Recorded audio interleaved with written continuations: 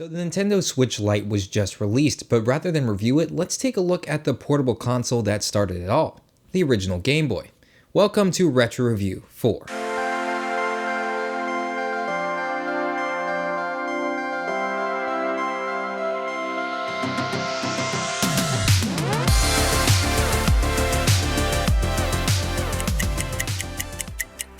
In Japan on April 21st, 1989, the DMG-01 original Game Boy was released. It was the first major attempt at a portable console by the then gaming giant Nintendo.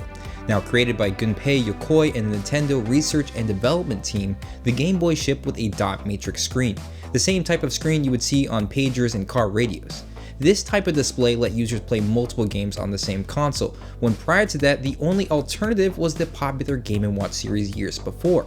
The Game & Watch devices used an LCD that had specific characters printed onto each display, which meant that each device could only play one specific game at a time. So compared to this, the Game Boy was revolutionary. Now today, with the newest portable being the Switch Lite, how much has changed in the last 30 years?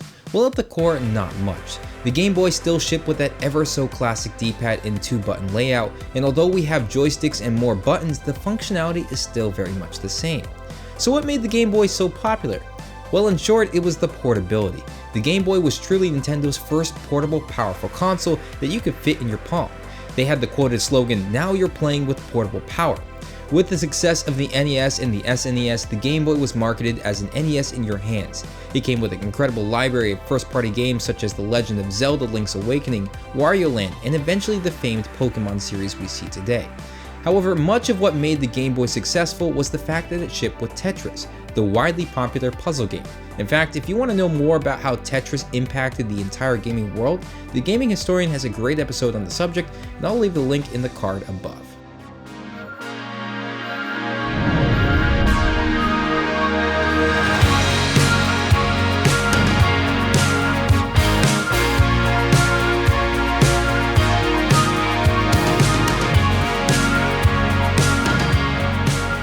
Now, the Game Boy was still ahead of its time, shipping with a fully fledged 3.5mm headphone jack, and because of the monochromatic screen, the battery life was amazing.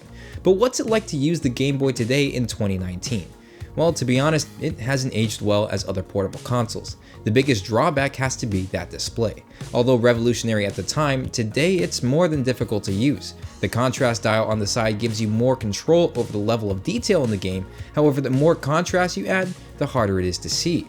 Now, to get around this, gamers have modded the display and added a backlight. This significantly improves the display but diminishes the contrast. Again, the gaming community responded with something called a bivert mod, essentially inverting the pixels on the display using a polarizer to yield a much better contrast ratio. In layman's terms, the display has more contrast, which makes it look better.